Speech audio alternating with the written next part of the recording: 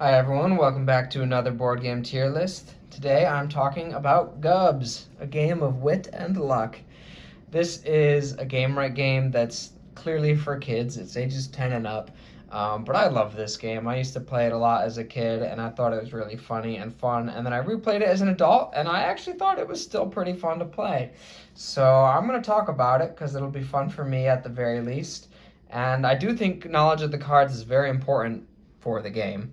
As a brief explanation, your goal is to take care of these little guys. These are Gubs. They're these little creatures. Everybody starts with one Gub in front of them, 3 cards in hand. Every turn you have the option of drawing a card. You don't have to, but you can draw a card and then play as many as you want. Then it goes on to the next person. Once the G, U, and B have been revealed, the game ends, and whoever has the most Gubs wins. So your goal is to have these guys, but other people will play cards that'll attack and take your Gubs from you. So, without further ado, let's start with Gub. Everybody starts with 1, but there's a bunch more in the deck that you can draw.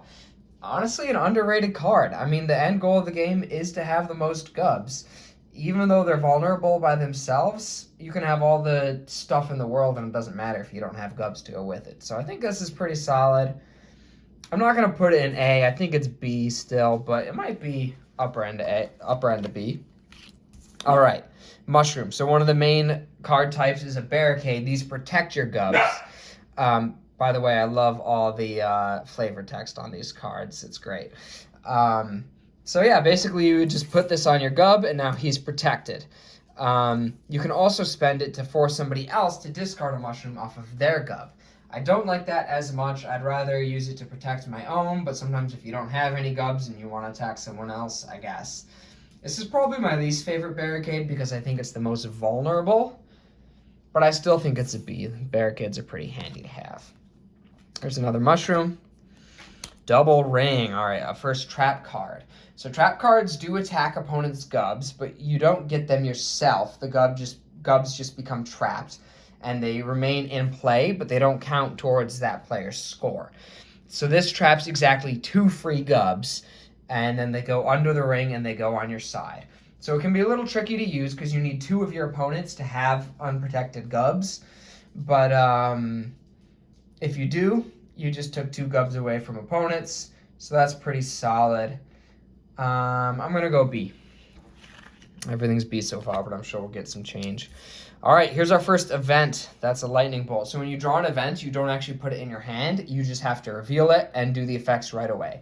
This one is all players pass their hands to the right, keeping 1 card. So it's an interesting event, probably one of the more exciting ones. I'm going to put it in F. I think all the events are going to be in F simply because they don't actually help you when you draw them, as opposed to, so you don't really want to draw them. You'd rather draw a card that's actually going to help. But this event is not bad compared to some of the other ones usually. Could be helpful, or it could be bad if you have a lot of cards in your hand. But I'll put it in F. All right, Feather. This is an interrupt card. This is like the ultimate interrupt card. Cancels any hazard or trap card when it is played. Interesting note, it does not have to be played on you. It says when it is played. Yeah, really powerful. Just great to have this in your hand as protection from whatever your opponents might attack you with. Can't protect you from events, but hazards or traps. Yeah, so I'm between S and A, and I think I'm gonna stick A. Pretty powerful, but not like the best card you could have. Sometimes you hold it and it doesn't really matter. Sometimes it saves your bacon. So. All right, here's another event. Flash Flood. Shuffle all free Gubs in play back into the deck. That one can be pretty rough. Now this is an awesome card, the Esteemed Elder. He counts as a Gub, just like this regular guy, except he's immune to everything except lightning. So he's immune to traps, he's immune to hazards, he's immune to these events. Lightning is the only thing that can touch him. And also, at the end of the game, if there's a tie, like I have 3 Gubs and my opponent has 3 Gubs, he's the tiebreaker, so I would then win the game. So he's very powerful. I'm going to go S tier. Age-Old Cure. So this is a cool interrupt. You can play it when the Gargok Plague is revealed in order to protect yourself without protecting your opponents. We'll get to the Gargok Plague later, but that's one of the worst events. It makes you discard your hand or lose your whole hand. So that saves you. Or you can take a Gub from the discard pile into your hand, so normally if I have this, I'm holding on to it until the Gargok Plague happens. But if the Gargok Plague has already happened, the second half is also a pretty good ability. I mean, just getting a Gub is pretty clutch. So this is very good. I think that's going to go A. And it doesn't stop the Gargok Plague, so all your opponents still get hurt, but you don't. Lure. So this is kind of the basic hazard. You take one free Gub away from an opponent, and it becomes your own. So, very nice. Obviously, your opponent goes down one, you go up one. That's great. However, free Gubs, sometimes there's not free Gubs, and then once you get it, you have to protect it. And it's pretty easy to block in a lot of different ways. So I'm going to put this as a first C. It is helpful, but only mildly. It's not the most powerful. All right, Gub, he's B. Small Thief. Okay, this I think is one of the more underrated cards in the game. It can steal any card in play except for the Esteemed Elder, rings, or Gubs trapped in rings. It still gives you a lot of options. If I have an opponent out there who's got a Gub protected by a mushroom, I can steal the Gub right from under the mushroom. I can steal the mushroom and play it on my own Gub. There's a lot of good possibilities here, so I think that's an A. Pretty cool card. Gub, B. Gub, Triple Ring. Dun dun dun. This is one of the crazier cards. Again, tough. So it's just like the double ring, but now it's 3. So extra difficult to use. You need 3 free Gubs available, but if you can get it off, it's pretty nuts because you just took 3 Gubs away from your opponents. So I think I'm going to put that in A. I think that's just powerful enough that I got to get it up there. Hockey Flute. So this is the counter to the rings. This is the ultimate combo right here. It shatters a ring, and all of the trapped Gubs immediately go into play on your side. So if somebody has played the triple ring and you play the Hockey Flute, boom, you just got 3 Gubs. So that's pretty cool. But it's useless if there's not Gubs trapped under a ring. So I do think I'm actually going to just leave it in B. Here's another Gub.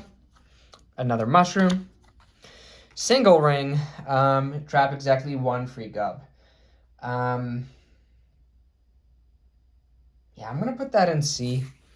Just doesn't really do a whole lot for you. Lure is better, you know. They both take 1 free Gub away from your opponent, but with the lure, you actually get it. With the single ring, you don't get it. Dangerous Alchemy. This is probably the worst event card in the game. Whoever draws this discards everything they have in play unless they have the Esteemed Elder. So that's terrible. You always pray that you don't draw that card. There's a Gub, another Hockey Flute, Sudspout. All right, so here's another trap. Trap 1 free Gub.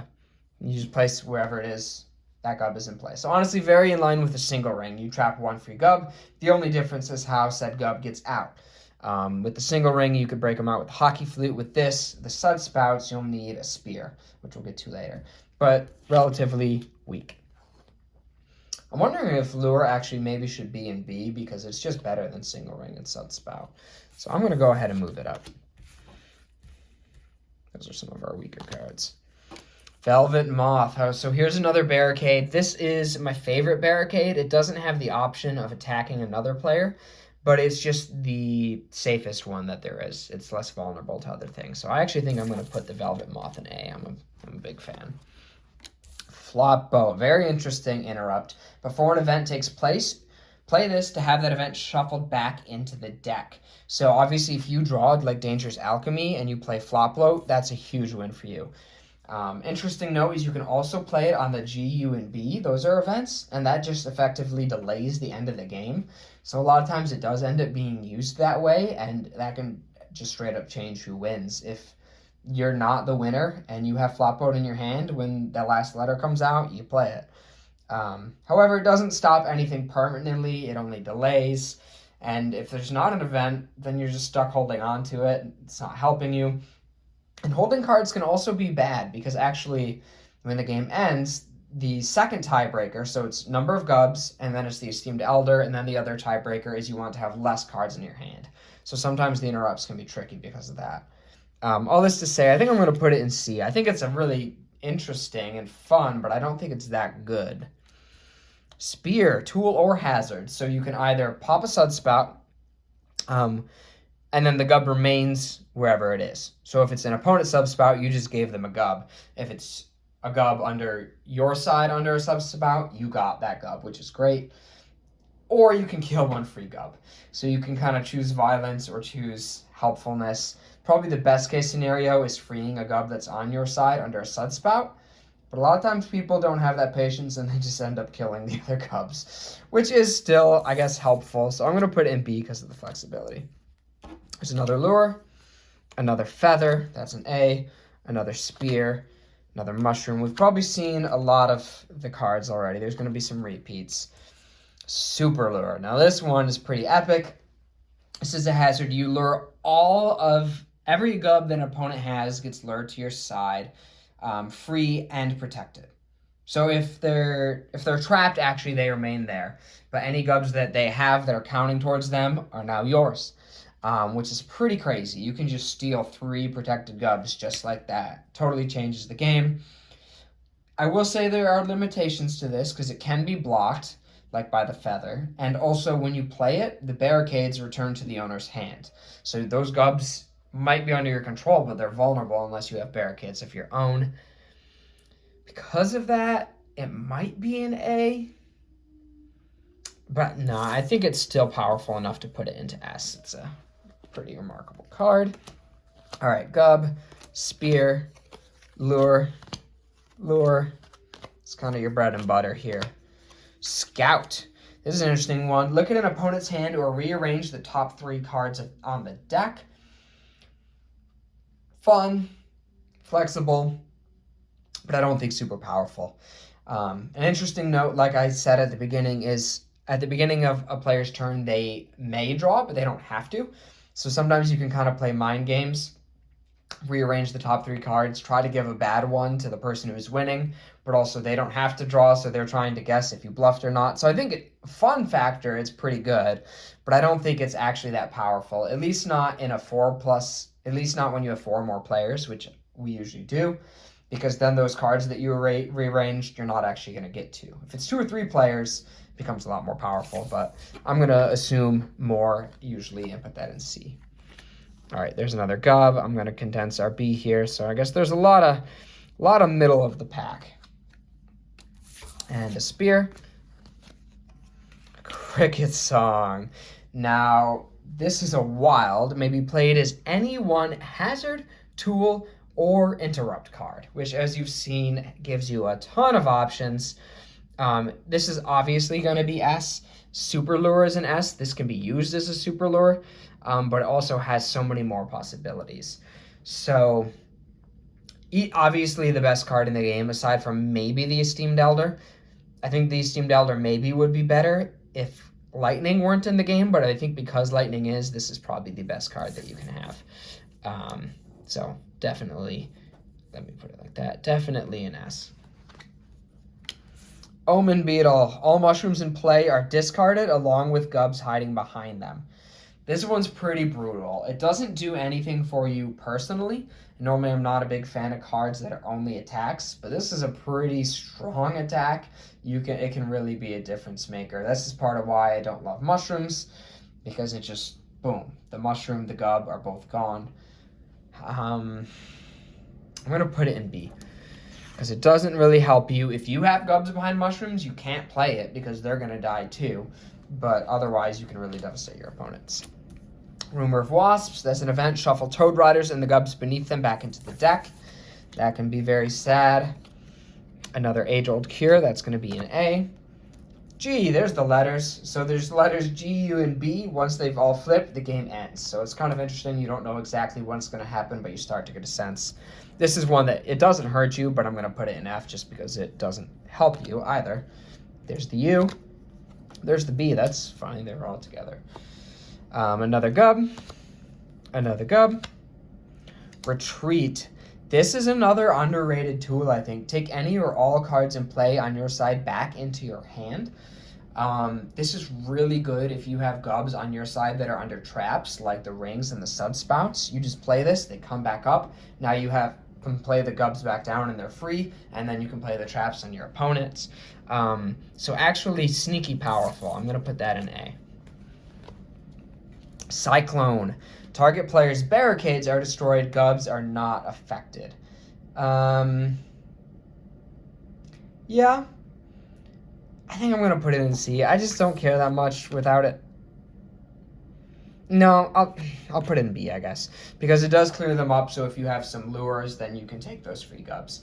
But again, it's not amazing by itself. All right, lure will go in B. Our other super lure, there are 2 of them. That's going to go in S. Gub is B. There's lightning. So normally this is used to kill the Esteemed Elder. If you have the Esteemed Elder and you draw lightning, you're a very lucky person, and then you'll probably use it to force an opponent to discard their hand. So pretty devastating attacks. I'm going to put it in A just because the Esteemed Elder is such a big deal. Velvet Moth goes in A. Blindfold. Cancel any lure or super lure when it's played. If you're using this to cancel a super lure, that's a huge win. Otherwise, I don't think it's very good. 1 lure is not that big a deal, and you might just be holding on to it, and nobody tries to play lures on you. So I'm going to put it in C, but it could be very good. Finally, Toad Riders. That's our 3rd type of barricade. I think they're in between mushrooms and moths as far as vulnerability. They can protect a Gub or force any barricade in play to be discarded. I think I'm still going to put it in B. As you saw, Rumor of Wasps makes them a little bit risky, but they are better than mushrooms, I believe. Speaking of mushrooms, there's another Toad Rider, another Sudspout, another mushroom, another Gub, another Sudspout, Toad Rider, Sudspout, Lure, Toad Rider. So you get a sense these are kind of some of the basics. There's the Gargok Plague. All players shuffle their hands back into the deck unless they immediately play an Age-Old Cure. So you can see why Age-Old Cure is so good. This literally just makes you lose your entire hand. You don't even draw back up. You just have 0 cards now for your next turn. So that's one of the worst, along with Dangerous Alchemy. The 2 make the game very interesting because nothing is ever safe, really. Whether it's in your hand or in play, you can always get hit. And there's a mushroom. So that's everything. Yeah, the traps kind of are weaker. The interrupts kind of range. Gubs are solid. Barricades are solid. Obviously, there's a few that are really good. If you draw an event, that stinks. So that's kind of the overall gist. But yeah, it's a great game. I hope you play it. Thanks for watching.